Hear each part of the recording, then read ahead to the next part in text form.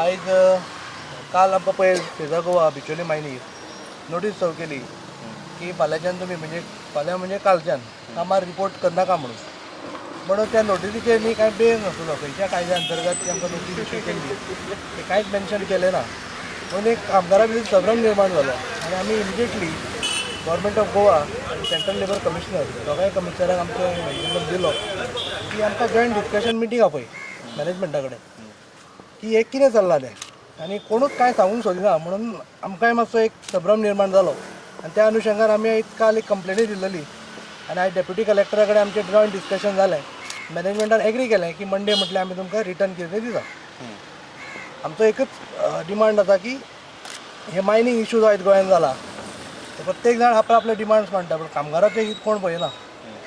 so आमी एक demand केल्लो की आसा ते तरी चालू करात नाल्यार कॉर्पोरेशन करून आमचें भवितव्य म्हणजे कामगार भावांचें भवितव्य जें आसा पळय तें सुरक्षीत करा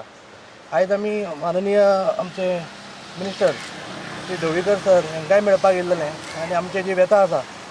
कामगार भावांची ते मांडपाक आमी येयल्लेले आनी तेंच्यांनी आमकां टायम दिला 7 म्हणून आतां